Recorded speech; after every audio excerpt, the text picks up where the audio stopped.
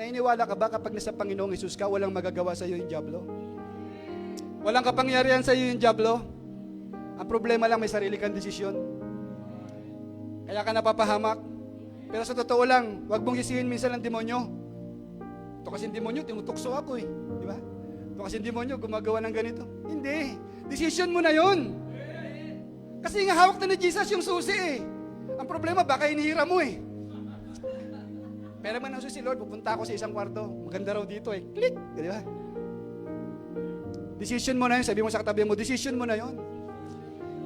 Hallelujah. Parang ganito yan. Isipin mo ang isang ahas. Sino nakakita ng ahas? No? Tingnan mo yung katabi mo. Hindi yan, hindi yan. Ano ang nakikita nyo sa ahas? Talaga mamatis. Mukhang laban na laban ka mamatis. Legit. Ano ba yan? Tao na ahas o ano? Legit na ahas. Ano ang nakikita nyo? Ahas. Ano pa? Walang ngipin. Pero, tama, galing. Itong ahas, kung titingnan, nakakatakot lang, pero walang pangil. Ibig sabihin, kapag nakakagat siya, wala ng lason, hindi ka na mapipinsala. Ganyan ang kapangyarihan ni Satan.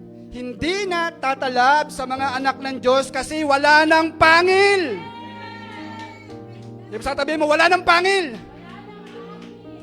Bungi. Kahit magpapustiso pa yan, wala na. Kaya wala ng pangil ang kamatayan sa iyo. Dahil sa pagkabuhay muli ng ating Panginoong Hesus. Jesus conquered the grave. Binuhay siya ng Diyos, binuhay niya ang kanyang sarili. Ibig sabihin, hindi siya namatay bilang Diyos, namatay siya bilang tao at nabuhay siya bilang Diyos. Kaya kung naman ang mayroong takot ka, o anong takot na mayroong ka ngayong umaga, anumang pag-aalinlangan ng naranasan mo, tandaan mo, si Jesus ay namatay sa krus para sa iyo, para sa ating lahat. Bagamat isang araw na tayo'y mamatay, dumating ang kamatayan, muli tayo'y muling mabubuhay kasama ng Panginoon. Palakpakan natin si Jesus.